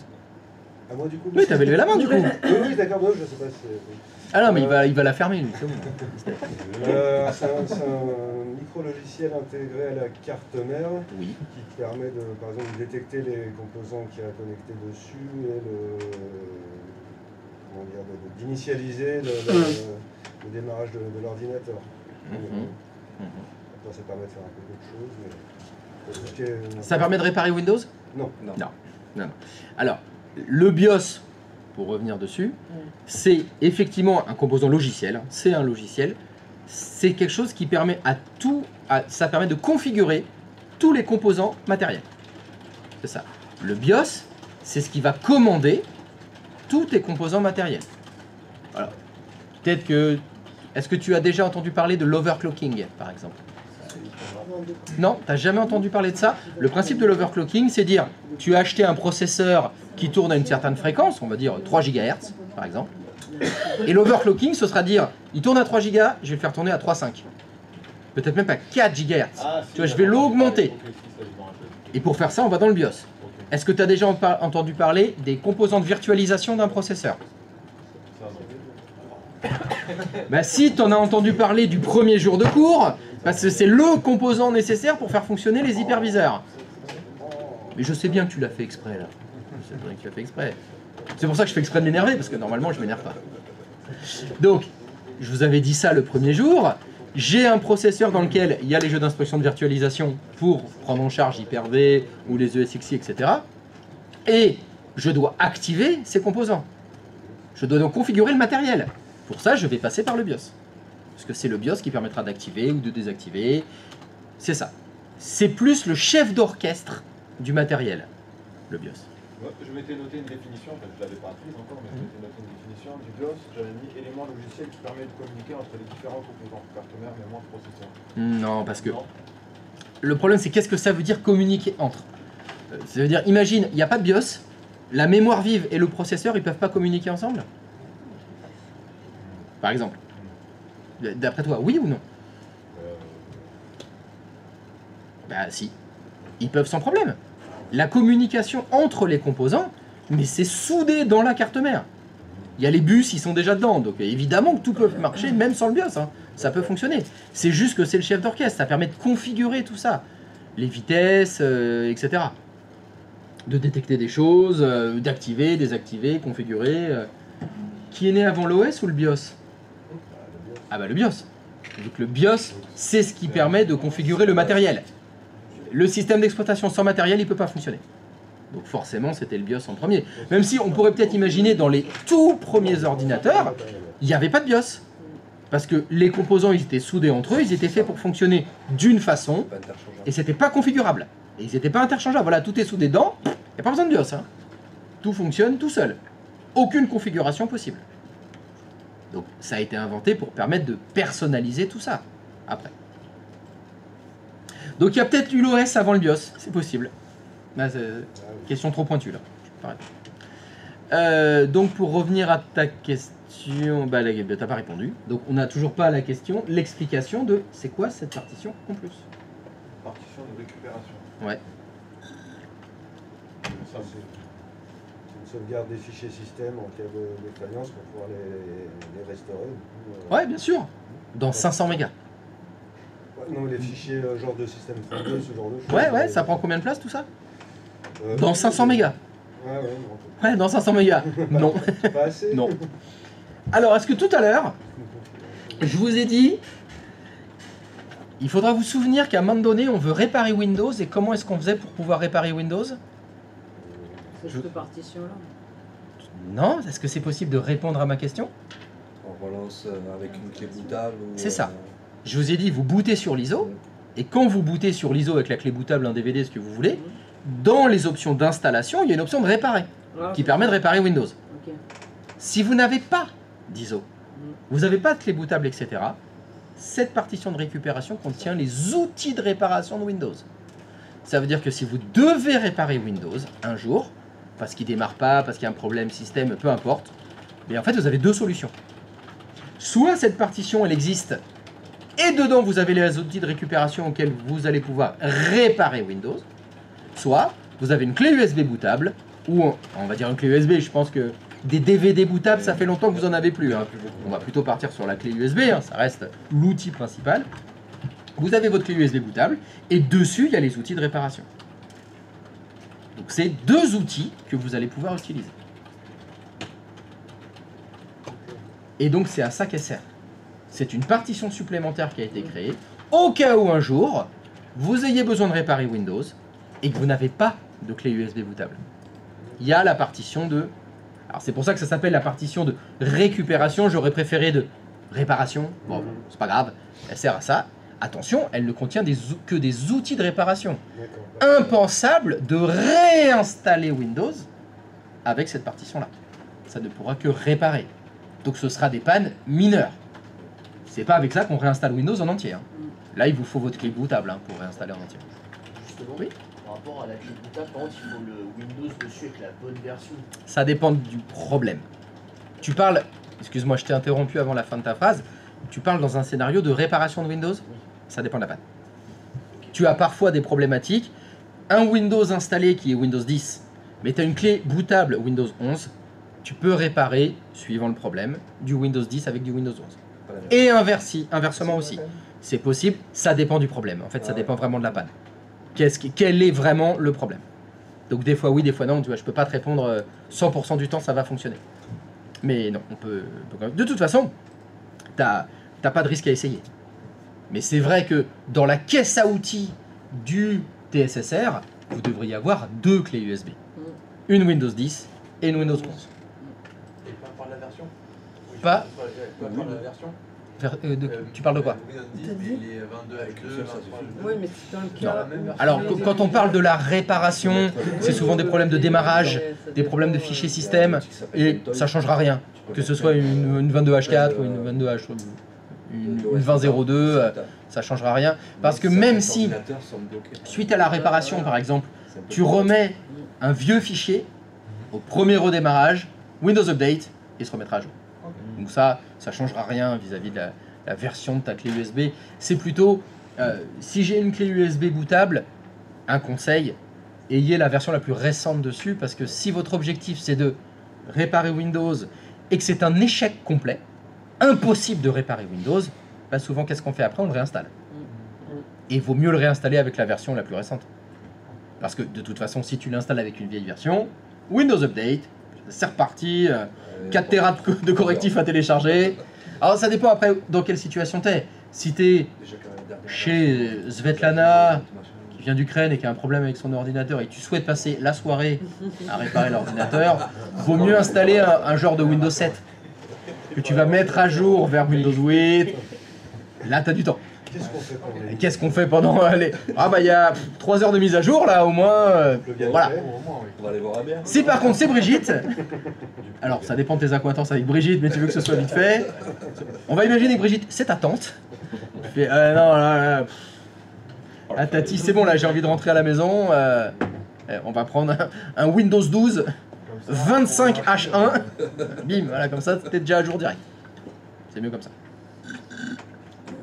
Il n'y a pas de souci à ce niveau. Et donc, on a dit sur une proposition de Fred, on supprime cette partition. Au travail. Sur le gestionnaire, on peut pas. Comment ça, on peut pas? Tu veux dire que la méthode ancestrale ne fonctionne pas? Clic droit de souris sur la partition, j'ai pas supprimé. Bon bah alors, qu'est-ce qu'on fait alors? Allez, on t'écoute. Allez, c'est parti. Il est où le Fred? Il est là. Alors, comment on fait? Déjà, je fais Windows R, je fais CMD. Là, je tape Diskpart.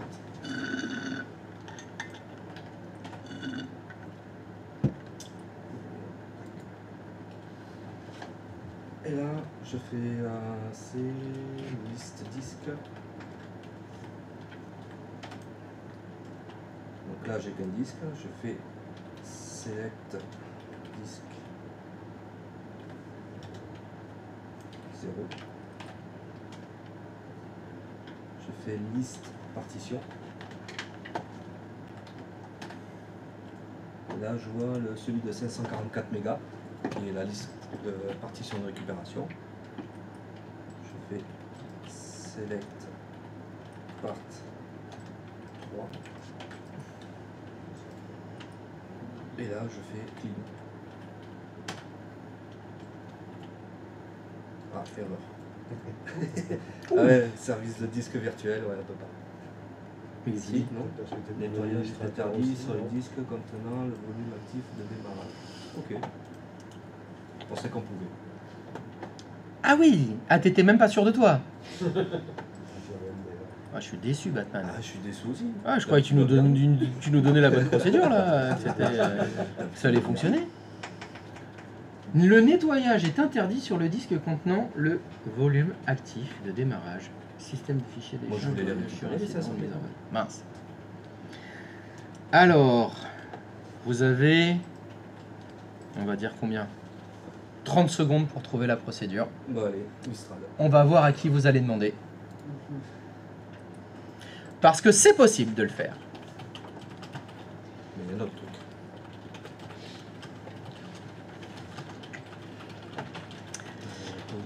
Il y a un autre truc. Maintenant que vous êtes des pros de l'IA, Supprimer une partition, vous pouvez suivre ces étapes. Ouvrir le gestionnaire de disque, sélectionner les partitions, supprimer la partition. Ouais. il vous reste 20 secondes. Faire un petit 3 sur démarrage. Ah, je crois que c'était à peu près ce que j'ai appris, non? Ah, Fallait marquer on va delete partition override, mais avec Delete. Ouais, au lieu de clean. Ah ouais. Moi, j'en sais rien, moi je vous demande de trouver, c'est tout. Hein.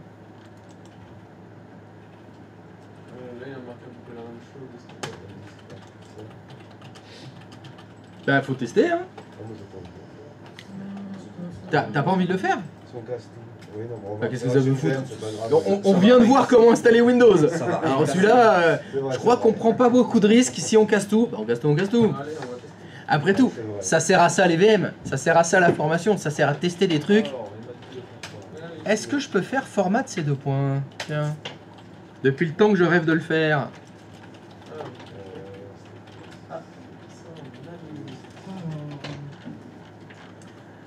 Via le disque USB? Ah oui, si on bootait sur un disque USB, ça fonctionnerait, Rod. Mais là, l'idée, c'est de le faire dans Windows, sans booter sur un système tiers.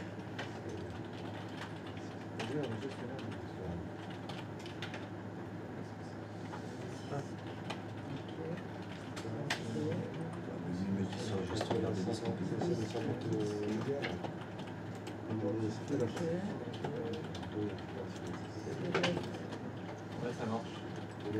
C'est impossible. Ça peut pas marcher. Fonctionne. Ah! Correct. Allez. Donc si on est sur une réussite, on va aller faire un tour chez Hugo le 8. Qu'est-ce qu'on va avoir comme procédure sur le 8? Oh là là là là là là, c'était quasiment la même chose. Allez, faut juste faire. Et c'est pas la bonne commande que tu as tapé. Select disque 0, select partition 3 et faire delete partition override. On va l'overrider. Ça va la calmer cette partition.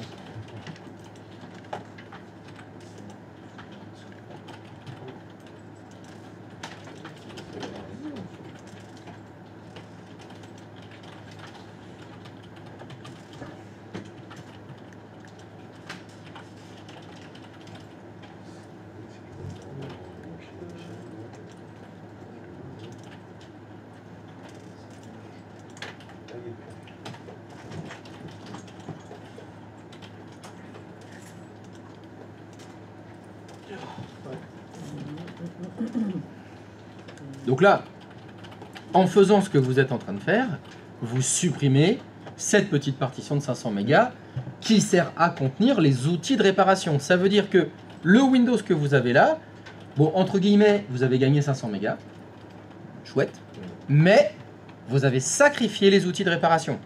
Ça veut dire que si ce Windows a un problème et qu'il faut le réparer, vous n'avez plus qu'une seule solution, la clé bootable. Donc si vous n'avez pas de clé bootable, c'est mort. Donc c'est des choix à faire. Peut-être que vous avez un système qui a un petit disque dur. Peut-être qu'effectivement, c'est un petit ordinateur portable, c'est un ultrabook, c'est peut-être quelque chose qui marche sur une petite carte SD. Vous êtes à 500 mégas près. Là, vous pouvez sacrifier, si vous le voulez, les outils d'admin. Alors pourquoi le override, Aline? C'est parce que c'est une partition de récupération. Elle est censée être protégée. Si on avait tapé delete espace partition, on aurait eu un message d'erreur qui dit qu'on ne peut pas la supprimer parce qu'elle est protégée. À la place d'override, il aurait pu y avoir écrit force ou va je dis fouder caray pour dire oh, c'est qui le patron là? Ça aurait pu être oui, je suis sûr de ce que je fais, j'ai pas peur, un truc comme ça. Yes, force, c'est souvent ça, c'est force qu'on a. Le décalage. Quoi? Dans list part. Le décalage à droite, ça signifie quoi? J'en ai pas la moindre idée. C'est peut-être le décalage par rapport au démarrage du disque. Si tu veux, la première, elle est décalée que de 1 méga par rapport au début. Puis la deuxième, elle est décalée de 50 mégas. Puis la troisième, elle est décalée de 58 gigas. C'est quand tu pars du début du disque. Okay. Le début, il est décalé de combien de bits en fait depuis le démarrage de ton disque dur. Peut-être. Bah oui, c'est pas ouais. Ça correspondrait? Je crois que j'ai répondu au hasard. Ça s'est entendu que j'ai répondu au hasard ou pas? Là, genre, crédibilité, tu me mettrais combien? 50. Ah, 50. 100? Ah, ouais, mais... franchement. Non, parce que j'ai un tournoi de poker, il faut que je me prépare. Je peux pas faire poker face. Je suis obligé de parler. Mais tu vois, il faut que j'arrive à donner des infos sans donner des infos. Ouais. Tu vois, faut faire tenter ça. Ah, pas parler, c'est pas possible.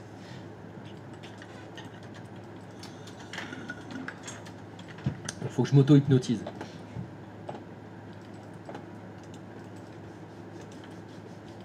Alors, est-ce que vous avez réussi à supprimer cette partition? Oui. Trop face. Donc, qu'est-ce qu'on a là? Eh ben, on a un outil en ligne de commande qui s'appelle DiskPart, qui est l'outil qui sert à manipuler les partitions, c'est-à-dire créer des partitions, supprimer des partitions, formater des partitions. C'est avec DiskPart qu'on va le faire en ligne de commande.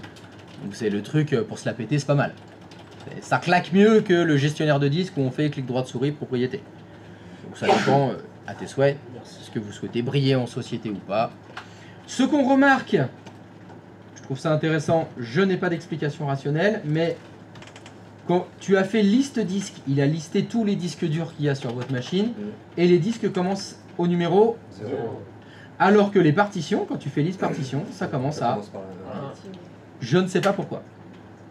Je n'ai pas d'explication rationnelle. Pourquoi les disques commencent à 0 et pas à 1? Ou alors pourquoi les partitions commencent à 1? Elles pourraient commencer à 0 aussi. C'est quoi cette numérotation? Bon, c'est comme ça. On pourrait les faire. Oui, voilà, il y en a qui savent ça, d'autres à 0. Je sais pas. C'est certainement un développeur qui a dû choisir ça. Et manifestement, c'est pas la même équipe qui a fait la numérotation des disques et celle qui a fait celle des partitions. Metavis. Il n'y a pas eu de communication. Je sais pas s'il y a eu de communication. Il y en a peut-être eu, mais ah bah c'est trop tard. Non, ah bah tant pis, on l'a déjà fait. Ah oui, peut-être que je le fasse moi aussi.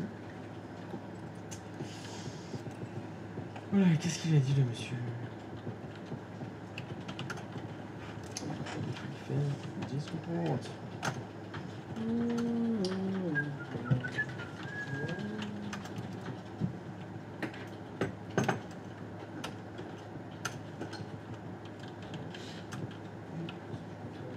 Est-ce que quelqu'un n'a pas réussi à supprimer sa troisième partition? Parfait. Ah, la martition. Ouais, parce que c'est marmiton.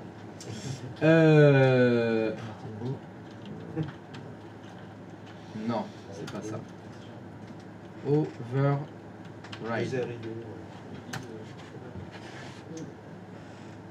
Eh ben c'est bon.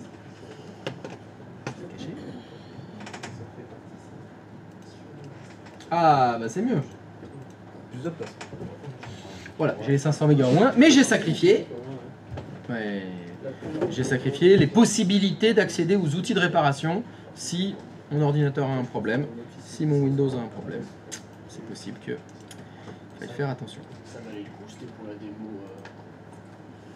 C'est Ça valait le coup de supprimer souvent cette partition-là, c'était juste pour la démo.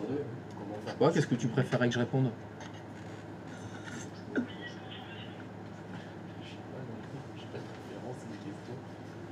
Bah, comme tu veux. Moi j'en sais rien, je sais pas quoi répondre à ta question. L'objectif ici, c'était bien sûr de vous présenter DiskPart, qui est peut-être un outil que vous allez utiliser, mais en général c'est plutôt en dernière chance qu'on l'utilise.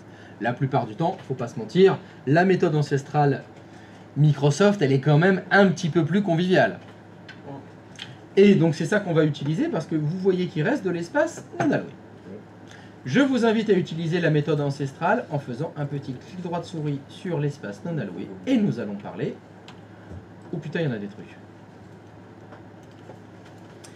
C'est qu'on peut en créer des nouvelles choses. On peut créer des nouveaux volumes simples, des nouveaux volumes fractionnés, des nouveaux volumes agrégés par bande, des nouveaux volumes en miroir et des nouveaux volumes RAID 5. Eh ben on va pas chômer, dis donc. C'est qu'on va en faire des choses. Où ça perd l'hypopiette? Eh ben on va expliquer tout ça. Me parlez pas du RAID 5 tout de suite, on va faire les choses dans l'ordre. On va commencer par le haut et on va descendre. Oui, on finira par le RAID 5, on parlera du RAID 5, bien sûr. Je vous invite à patienter. Alors, ici, sur la première ligne, il y a écrit « Nouveau volume simple ». On pourrait traduire ça, hein? C'est comme nouvelle partition. Alors, avant, dans les vieilles versions de Windows, à cet endroit-là, il y avait écrit « Nous clic droit de souris, nouvelle partition ». Et c'est devenu nouveau volume simple depuis 3 versions de Windows. Je ne sais pas pourquoi ça s'appelle un volume simple maintenant. Mais c'est une partition. C'est exactement la même chose. Alors ce que je vais faire, je vais créer une nouvelle partition. Et quand vous créez une partition, il va vous proposer, dans l'assistant, de sélectionner d'abord la taille de cette partition. Bon là, il vous propose 70 Go parce que c'est ce qui reste dans l'espace non alloué. Il nous reste 70 Go de libre. On pourrait créer une partition de 70 Go de libre. On ne va pas créer de partition de 70 Go de libre, on ne va pas tout prendre. Ce qu'on va faire dans un premier temps, c'est créer une partition, par exemple, de 10 Go. On l'a fait en même temps? Faites votre vie. Donc je fais une partition de 10 Go et je fais suivre. Alors, dans la boîte de dialogue suivante, vous avez le choix de la lettre de lecteur. Alors, dans Windows, si vous voulez utiliser une partition, il faut qu'il y ait une lettre de lecteur qui soit associée. Il faut qu'elle soit alphabétisée, on pourrait dire. Le choix de la lettre, c'est ce qui permettra de la faire afficher dans l'explorateur de fichiers. Donc là, il vous propose la lettre E, parce que c'est la suivante disponible il a déjà utilisé la lettre C pour la partition de 60 Go et la lettre D pour le lecteur de DVD. Le choix des lettres est libre. C'est-à-dire que vous n'êtes pas obligé de prendre E. Vous pourriez prendre F, G, etc. Vous pourriez même prendre B. C'est rigolo. Vous pourriez utiliser B. Là. On peut prendre B. Hmm. Non, ouais, pourquoi on peut prendre B et pas A? Parce que normalement les A et B c'était réservé pour les lecteurs disquettes. Si je me Ouais. souviens. Et donc Et du coup B est disponible mais pas A. bah, ça veut dire que A est pris. Par quoi? C'était quoi, tu m'as dit qu'habituellement, c'était quoi tu utilisais Les lecteurs disquettes. les lecteurs de disquettes? Ouais. Ça, il y en a Merly un sur la Popiette, machine tiens, virtuelle. quel est ouais. donc cet appareil connecté dans les paramètres de ma VM? Il y a marqué lequel? Il y a écrit? Aucun. Aucun. C'est Regardez. réservé quand même, c'est Ouais. ça? Parce qu'en fait, c'est une machine de génération 1. Ah, Il réserve quand même la lettre pour éventuellement, parce qu'il y a le contrôleur en fait. d'accord, ok. Le contrôleur, il est là. C'est pour ça qu'il le garde. Ça marche. Si on avait fait une génération 2, tu peux faire A. Vu que dans les générations 2, il n'y a pas lecteur de disquette. Il n'y a même pas de lecteur de DVD. Il n'y a rien. Génération 2, c'est on est dans le cloud. Donc j'ai ça. Ok. Bon, on va laisser la lettre E, c'est très bien. Je reviendrai plus tard sur monter le dossier NTFS suivant et ne pas utiliser de lettre. Bon, non. Tout de suite, ne pas attribuer une lettre de lecteur. Ça veut dire que vous faites une partition et elle n'a pas de lettre. Elle s'appelle juste partition. D'accord. Elle n'a pas de lettre. Alors c'est un truc entre guillemets. Affichage. C'est un truc entre guillemets pour créer des partitions cachées. Ah ouais. D'accord. Ça veut dire qu'elle sera là. Mais Elle pourra contenir des données, etc. Mais dans l'explorateur de fichiers, vous la voyez pas. Ouais, Il faudra aller la chercher. revenir ici et lui affecter une lettre pour pouvoir y accéder. Il y a des entreprises qui travaillent comme ça, qui sur les disques durs de leur poste de travail, ils ont une partition où il y a le système, les applis, etc. Et ils ont une partition cachée qui contient les sources des logiciels. C'est utilisé quand par exemple sur le PC de Brigitte, Microsoft Office ne fonctionne plus. Son Word il est planté, etc. Il faut le réinstaller. Sauf que pour le réinstaller, il faut les sources. Les sources souvent elles sont sur le réseau. Ou le technicien il faut qu'il ait un disque dur externe. Bah, pour anticiper ça, sur les PC, ils font une partition comme ça, ils lui faites pas de lettres, et dedans ils vont mettre toutes les sources de Microsoft Office, de logiciels de compta, Photoshop, vous imaginez tous les logiciels de l'entreprise. Comme ça, tous les techniciens, bah, ils peuvent venir les mains dans les poches sur les PC pour les réparer. Ils ont juste à remettre la lettre, ils accèdent aux sources, ils installent tout, et une fois que l'installation est faite, ils enlèvent la lettre, et redevient caché pour le commun des mortels. Ça veut pas dire qu'elle est inaccessible. Non, C'est elle juste est qu'elle est pas cachée. visible. Comme une porte cachée dans un mur, si on sait qu'elle est là, on peut passer là. Si on sait pas, on peut Comme pas y les accéder. fichiers, oui, c'est comme les fichiers cachés. Ça peut être comme des fichiers cachés si on veut. Donc là, je vais attribuer ma lettre, on va faire un truc tout à fait classique. Et nous allons devoir maintenant discuter que quand vous allez créer une partition, vous devez la formater. Et donc quand vous formatez des partitions, vous devez choisir ce qu'on appelle le système de fichiers. Et donc là, hop, j'ai un petit menu déroulant qui me propose deux systèmes de fichiers. FAT16 et NTFS. Il va donc falloir qu'on en parle. Qu'est-ce qu'elle est la différence entre la FAT16, la FAT32, excusez-moi, et le NTFS? Il y en a qui savent? Vaguement, non. Vaguement. Vaguement. Ça dépend de la marée. Je sais que le FAT32 c'est pour des petits stockages, enfin, comme pour une clé USB de 6 Go, je vais la formater en FAT32. D'accord. Un truc comme ça. Parce qu'en NTFS on peut pas. Si, je crois qu'on peut. Je Ah. sais plus. Tu as levé la main, je t'écoute. FAT32, c'est par exemple quand vous formatez une clé USB en FAT32, c'est-à-dire que c'est 32 Go qu'on alloue à la clé USB au lieu de genre 126 ou un truc comme ça. Et le NTFS, c'est un disque dur.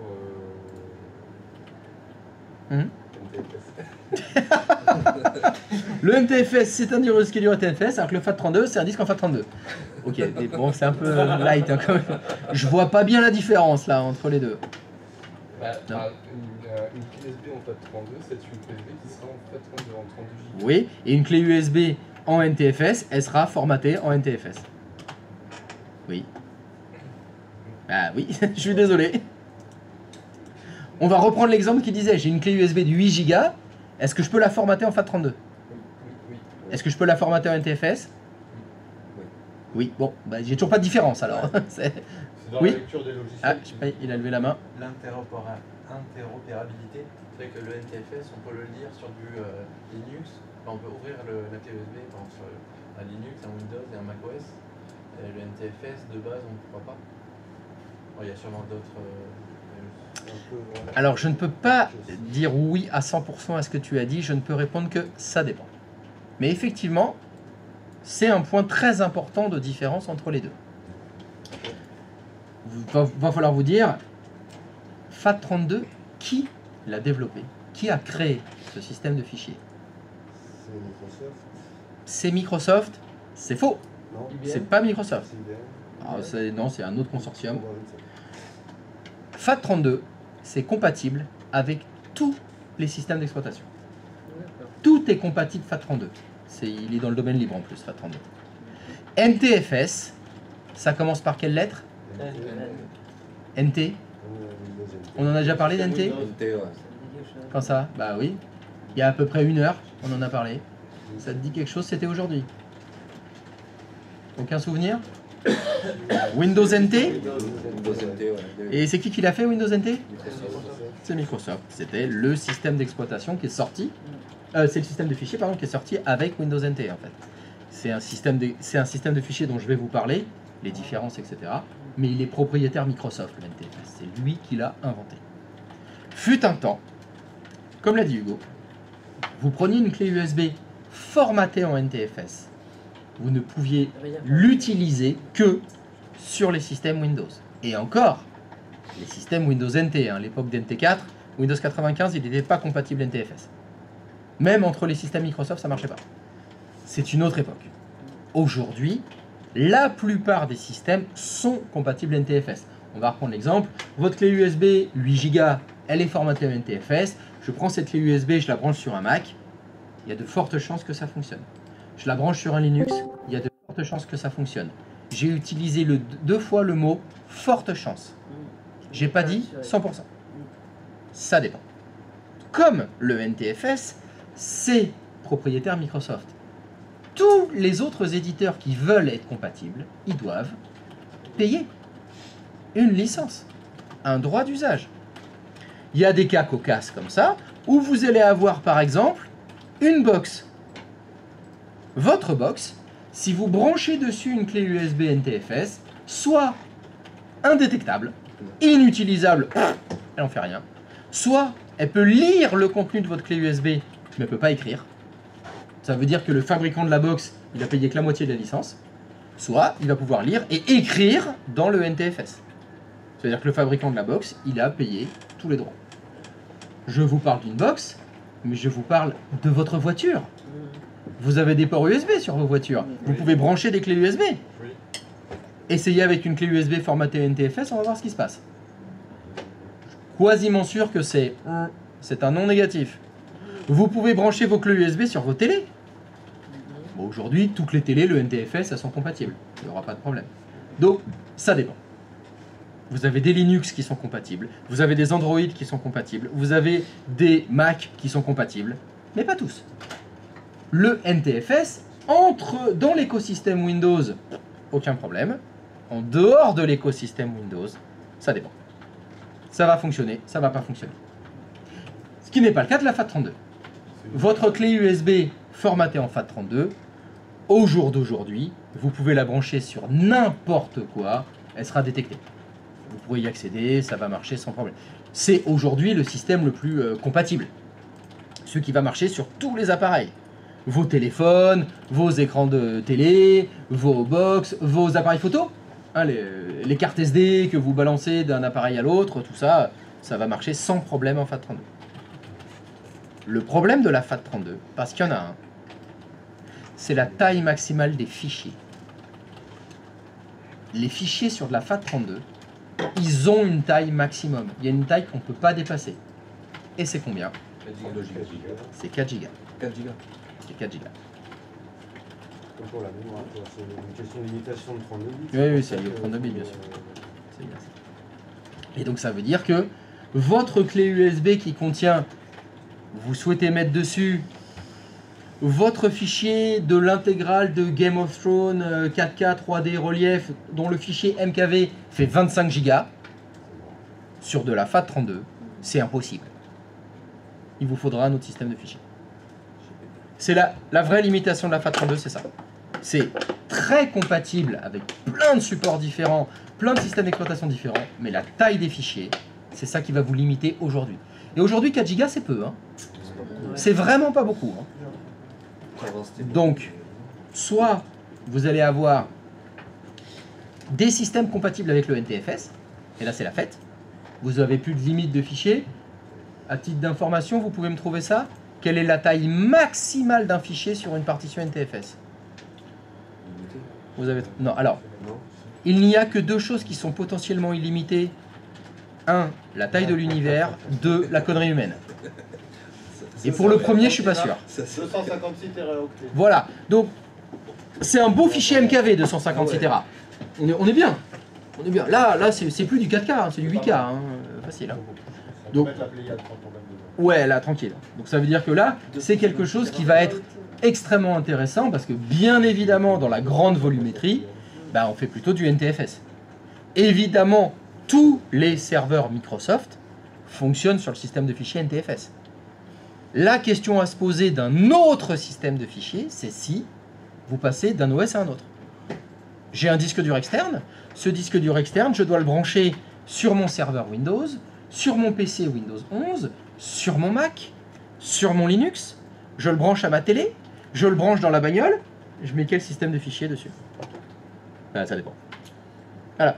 Si je veux quelque chose de compatible multisystème, je sais que la FAT32, ce serait bien, mais je serais limité en taille, donc c'est vite obsolète.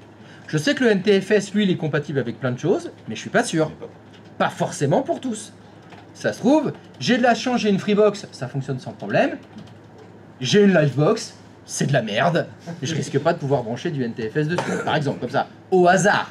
Hein, c'est une vue de l'esprit ce que je viens de dire. Hein. Ça se trouve, c'est complètement faux. Hein. Les Livebox sont peut-être complètement compatibles NTFS, bien sûr. Si ça se trouve, c'est les Freebox qui sont pas compatibles. Si. Voilà, donc c'est à ce moment-là, ici, dans l'état actuel de notre installation, comme on est en train de faire une partition sous Windows, bien sûr, on va choisir NTFS. Mais c'est une question à vous poser si ça doit basculer entre votre PC, vos serveurs éventuels et autre chose. Parce que les autres choses, les Mac, les Linux, ils ont d'autres systèmes de fichiers. La problématique que je vous dis du NTFS, elle existe évidemment à l'inverse. Mon écosystème à moi, c'est Linux.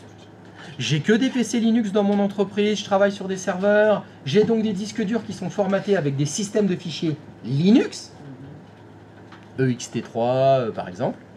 Mon disque dur, je l'amène sur un PC, Windows, je le branche, illisible évidemment. Non, Windows, il n'est pas capable de lire d'autres systèmes de fichiers que ce qu'il y a écrit là. Donc il faudra trouver des alternatives. On verra ça après manger. Ouais. Allez, à tout à l'heure. Bonne appétit. Laissez tout en vrac comme ça, bien sûr. Et vous laissez vos sessions ouvertes, évidemment. Hein, qu'on rigole un peu.